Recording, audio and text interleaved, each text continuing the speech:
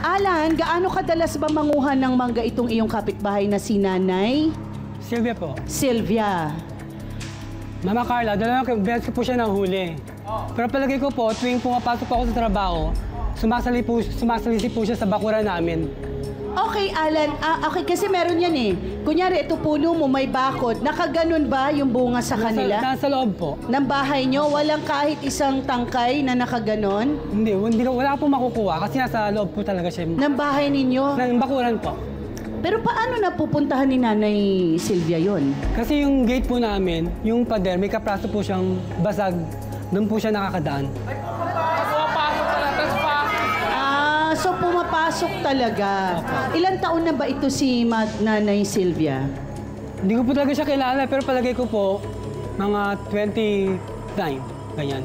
Si Ate Sylvia ay sinasabi mo nangunguha ng mangga. Apo. Meron ka bang naalala na nanghingi mo na siya? Una pa lang po, hindi siya nagpaalam. Nakita ko po siya nangunguha. Nangunguha. Nakita mo sa loob ng bakuran mo? Apo. Okay, so sinita mo ba siya? Apo, sabi ko, hoy, sino ka? Nagulat siya, akala niya walang tao sa bahay.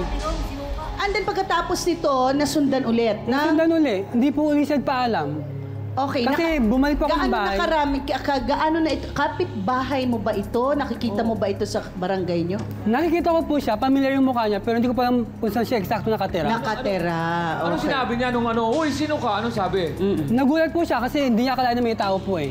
Parang ito, di ba sabi mo, kung si ano sabi mo, ano? Hoy, sino ka? Hi, I'm Sylvia, represent ko ano, parang... Walang ganun. Oo. Ay, kung pumapasok ka dito, kilala mo ba ako? Pumapasok ka dito, basta-basta na lang?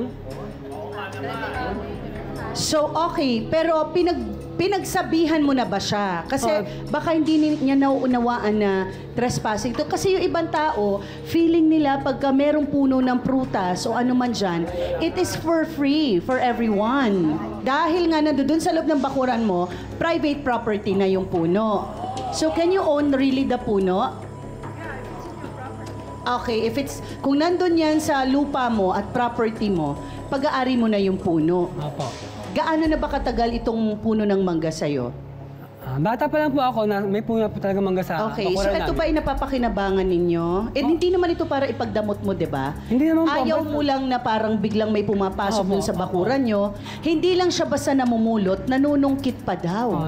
May nakahuli po sa kanya na nanunungkit siya, pero sabi niya po, pinupulot lang niya po yung mga nakalaglag. Nakalaglag.